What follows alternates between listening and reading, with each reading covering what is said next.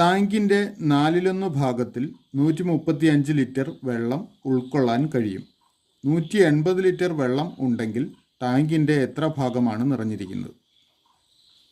ഇവിടെ ഒരു ടാങ്കിൻ്റെ വ്യാപ്തത്തിൻ്റെ എത്ര ഭാഗമാണ് 180 ലിറ്റർ എന്ന് കണ്ടുപിടിക്കണം. അപ്പോൾ വ്യാപ്തം എത്രയും തന്നിട്ടില്ല, അത് കണ്ടുപിടിക്കാനാണ് ഈ ആദ്യ സെൻറ്റൻസ്. ടാങ്കിൻ്റെ 4/1 ഭാഗത്തിൽ 135 ലിറ്റർ വെള്ളം ഉൾക്കൊള്ളാൻ കഴിയും. അതിൻ്റെ അർത്ഥം വ്യാപ്തത്തിൻ്റെ 4/1 ഭാഗമാണ് 135 ലിറ്റർ. ഓർക്കുക, 4/1 ഭാഗം 135 ലിറ്ററാണ്. അപ്പോൾ വ്യാപ്തം എന്ന് പറയുന്നത് 135ൻ്റെ 4 ഇരട്ടി ആയിരിക്കും. അതായത് 135 ഗുണം 4 ലിറ്റർ ആയിരിക്കും ടാങ്കിൻ്റെ വ്യാപ്തം.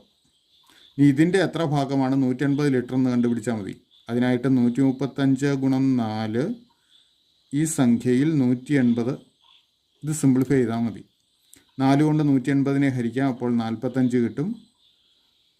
135 എന്ന് പറയുന്നത് 45 ഗുണം 3 അപ്പോൾ അംശത്തിനെയും ഛേദത്തിനെയും 45 കൊണ്ട് ഹരിക്കുക. അപ്പോൾ ഇവിടെ 3ഉം ഇവിടെ 1ഉം വരും. അതായത് 1/3 ഭാഗമാണ് 180 ലിറ്റർ. വ്യാപ്തത്തിൻ്റെ 1/3 ഭാഗം. ശരി ഉത്തരം ഓപ്ഷൻ ബി.